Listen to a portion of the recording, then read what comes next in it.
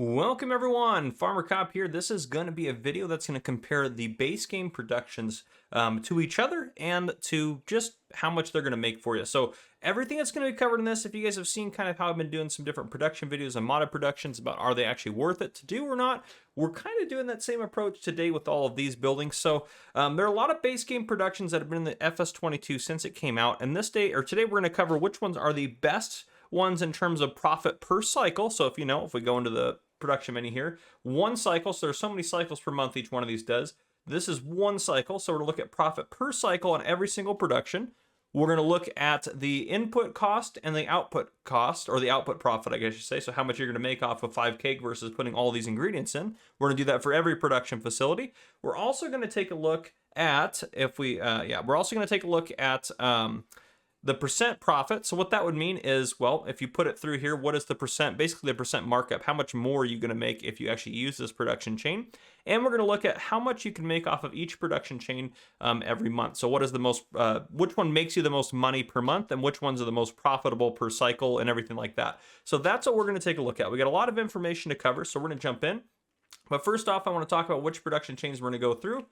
The bakeries, so I did confirm too, and I knew this was the case anyways, but I just confirmed to be sure. I placed down every base game production in here, except for obviously there's no sawmill in here. We're going to cover the sawmill still, but I used the Elm Creek sawmill for all those numbers, so just be aware of that. We're also using prices as if this was on normal economy mode, yeah, we're using the Steam price sheet, which is linked down below in the description on the good price setting for that, for how we're calculating our input prices. So look at that, because that's going to be basically a good price on that sheet is basically what you're on average going to be selling these products for that you're going to have to input, or these products for that you're inputting into a production facility. But we're going to cover bakeries. We're going to cover these guys over here, which are the carpentries. Dairies, there's the same, but I have them all placed out. The grain mill. We have the spinneries. Sugar mill. We have the, oh goodness, this is the clothes factory, spinnery, clothes factory, that's spinneries, clothes factory, there we go.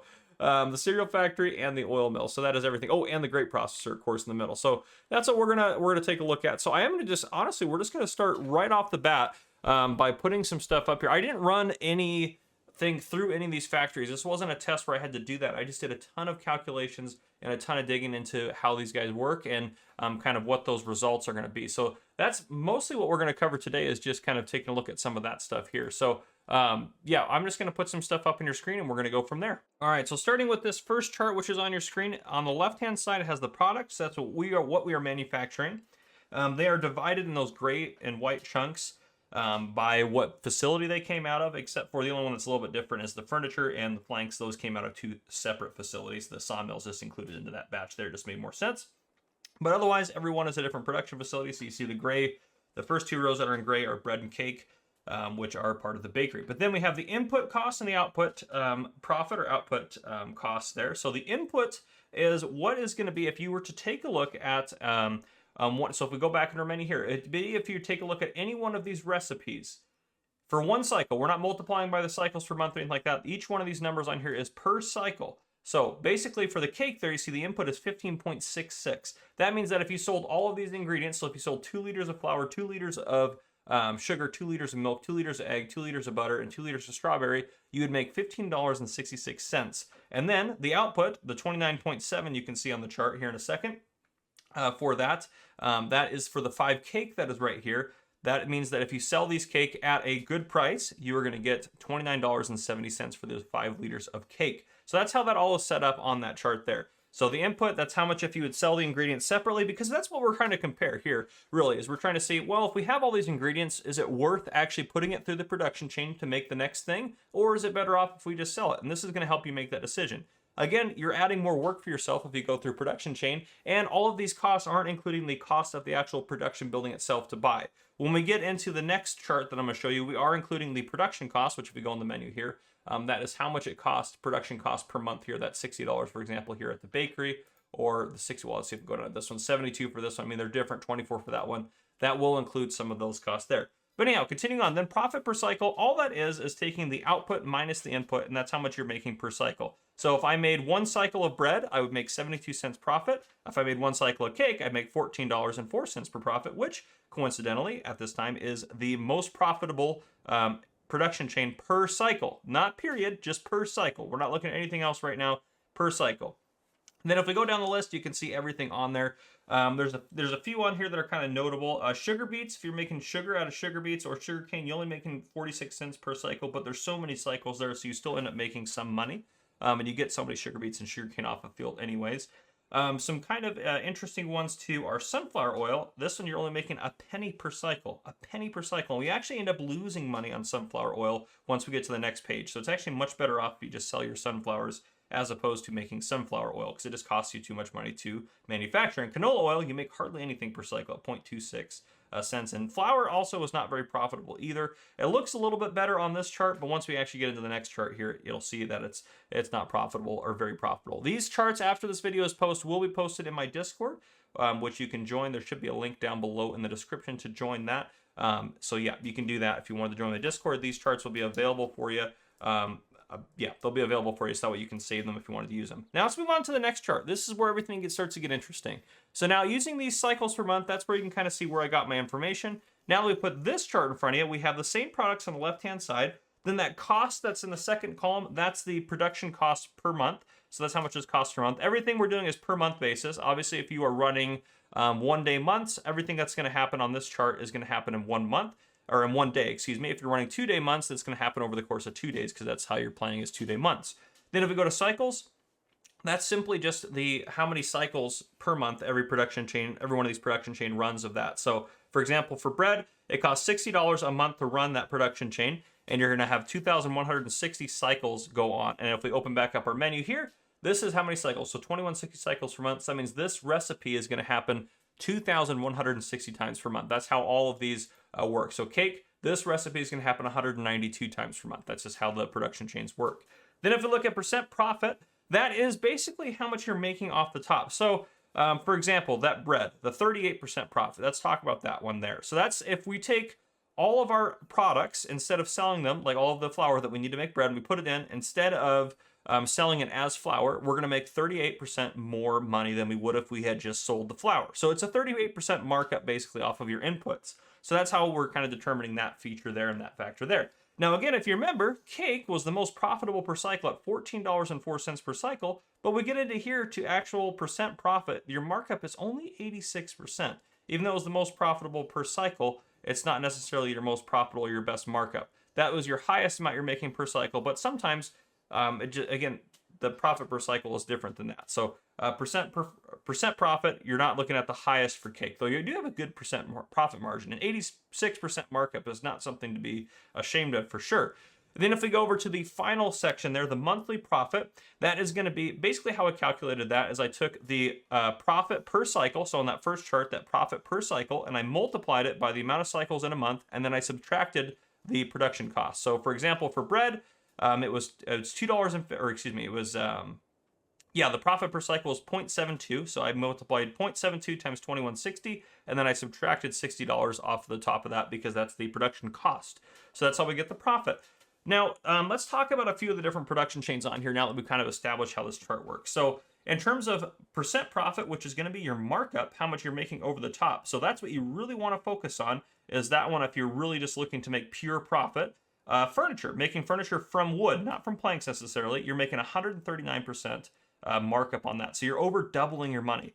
But then if you go over to the monthly profit, it does only show $2,265. That's because you're only doing 216 cycles a month. So you're still making a very high profit margin, even if you're not making as much every month, because it just takes longer for that factory to produce things. But then if we drop down to planks, you're seeing kind of an opposite effect here where you're only making 73% profit margin on it. So you're only marking everything up 73% when you go to sell it, but you're making a whopping $9,504 a month in profit because that thing runs at 2,400 cycles. That's the Elm Creek sawmill, that is. And different sawmills will do different things. But that one is actually our most profitable per month production chain in terms of overall just total profit you're going to make. Then if we drop down to wool, wool is going to make you 141%, be number one actually for most profit as far as markup goes. For percent profit's the highest on wool. And then down at the very bottom, raisins and grape juice too actually, both had really high profit margins at 129%, 110%. Then if we actually take a look at over on the right hand side, the monthly profit. So again, you're going to make the most monthly profit off of planks, But a close second to that is raisins. So if you actually can grow enough grapes to make raisins, you are going to make a lot of money off of raisins. Now you might say, oh, well, then we can make more if we actually go take those raisins and make them into cereal, right? Because cereal is going to be producing the raisins further on. Well, if we jump up a couple rows to the cereal, which is about 6th from the bottom there, you're only making a 10% margin or 10% markup off of that, as opposed to selling those ingredients. So it's not actually really worth it to do cereal a whole lot of the time, especially since you need all those ingredients to do it. And then grape juice on the far right-hand side on the bottom was 3rd place in total in terms of total profit per month. So overall, the best production chain, I have to say, is raisins, in terms of you're making the most money every month and you have a very high profit margin. Not the highest, but you have a very high profit margin. And probably a close second to that is going to be fabric from wool. So grow wool, because if you look at fabric from cotton, you're only making 40%, 41% in terms of, a percent profit or a margin over the top of what you're inputting in, as opposed to the 141% from fabric and wool. So yeah, and another thing we can take a look at here is like, well, is it actually worth doing different productions and stuff like that? For example, if you need flour, let's go down to all 4 of the flour production chains before we talk about the worst productions here in a second. All 4 of the flour, so we have wheat flour, barley flour, oat flour, and sorghum flour. If we take a look at those, well, you actually do better. You're better off if you make your flour from sorghum, because you have a 24% markup as opposed to the 18%, which is the lowest for which is wheat. So it's probably better to sell your wheat or use it for something else and then just make sorghum flour out of that. So that's the other thing we can take a look at. And then sugar cane, since all 3 of those recipes make sugar, it looks like it's the best to make it off of sugar cane. Though sugar cane is actually a lot more difficult to do. But then you take a look, sugar from beets and chopped beets. Chopped beets are a more processed beet, and it takes more time and effort to get chopped beets, but it looks like you're better off just using your beets based on this production chart here. So taking a look at that.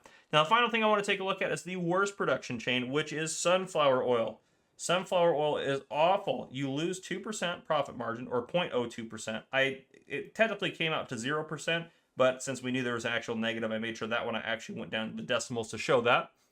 And then if we go to the monthly profit, you're actually losing $12 a month. So if we went back over to our profits per cycle, sunflower oil made you 1 penny per cycle. But then when you count in the fact that you have to pay $60 a month to run that thing, you're actually losing $12 a month running that thing. So it's really not worth it to do sunflower oil unless you need them for another production chain or you really want sunflower oil. There's really no reason for it based on this. Canola oil was also terrible, which honestly with the oils it was interesting. Sunflower oil, the worst. Canola oil, not good. Only 11% markup on that, but olive oil did really good at 97%. So if you're going to do oil, do olive oil. I know olives are more difficult to get, but that's actually more worth your time than anything else on that in terms of oils go. And then butter did not do good either at 11% towards the top there. You can see butter did not do great. There was quite a few on this list that you can see that did really well and a few that didn't do really great and a few that did okay. So you can kind of take a look and make your decision of whether or not you want to do specific production chains based on this. So just remember, all these different products and crops, they take more time and effort to do and stuff like that. Now, one final note I'll make too is, well, what happens if you take your fabric or you take your wool, you make your wool into fabric, and then you take your fabric from your wool and you make it into clothing? Well, you kind of get the markup twice, right? Because, well, you're taking your fabric from wool and then you're putting it through, so you're making 141% in terms of your margin off of that. So you would make technically $4,545. It doesn't necessarily guarantee when you go through clothes you're going to mark it up another 31%.